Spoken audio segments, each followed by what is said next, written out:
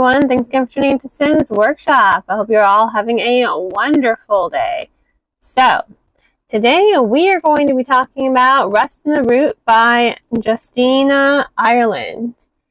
I gotta say, this was such a good book. I've always wanted to read Dread Nation by Justina Ireland, but I don't own the books, and if it's much easier, which is why I always ask publishers to give me physical ARCs. If I have the physical book in my hand versus an ebook or something, I will get to it, because I like reading physical books much more.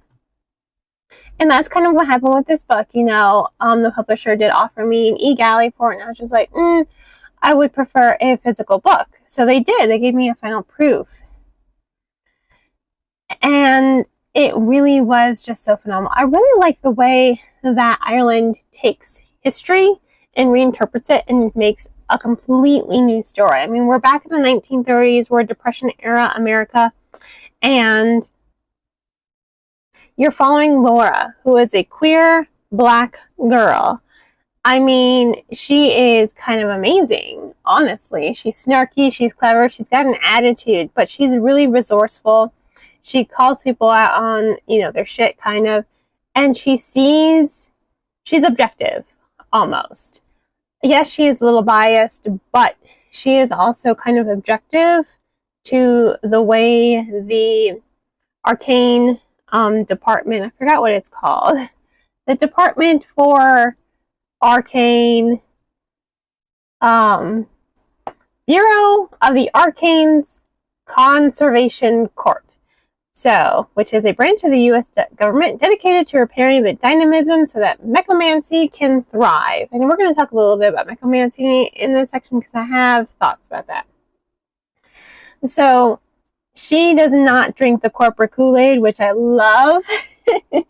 I really do love. And I like how the story progresses following her. Now, by the time the story is written, or perhaps by the time the story takes place, the events have already happened, and it's broken up by interludes, by the government investigating the events that we are reading about in this book. And these little one-page inserts, they add a lot of history, they add some intrigue, and they add some mystery to the plot, and you're just like, what the heck is going to happen in this story that leads to this? And she doesn't give, Ireland, she doesn't give anything away in these interludes. You're just like, what the hell happened? And you're just more engaged in reading the story. Sorry, coffee break. But it's just so engaging, and there's such a level of realism that goes into the story as well. She uses photos, Ireland, she uses photos from the Library of Congress, and she adds her own little interpretation of the photo to add to the story. And it really gives the story a really good historical feel. It gives the story a really good realistic feel that when you're reading it, it's hard to imagine like this is a work of fiction. This isn't actual history. This is just a work of fiction. But I love the way that she interpreted the story. I love the way that she brought the story to life. And I love the way that it all came together to breathe and reinvent history and make such an intense, fast-paced, hypnotic read. Because it really was hypnotic. I didn't want to put this book down. My only issue with the book is the mechomancy. I just kind of struggled to understand. It's supposed to be science with the dynamism, which is basically the magic of the world. And there are several different factions of magic, where people specialize in. And it's frowned upon if you can specialize in more than one magic, honestly. You're not supposed to be able to specialize in more than one magic. But mechomancy was a little hard for me to wrap my head around, just because I wasn't really, all the other magics I was able to wrap my head around quite easily. I wanted to say the closest for my understanding, the closest way I was able to understand it was equating it to alchemy, almost, if that makes sense. That's the closest I can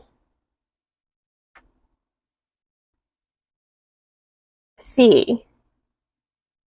That's the closest way I can really understand it. But that was really my only hiccup in the story. Trying and struggling to understand this necromancy to the point where I kind of just gave up and I was just like, I'm just going to keep reading the book and reading it and going with the flow. And it is what it is.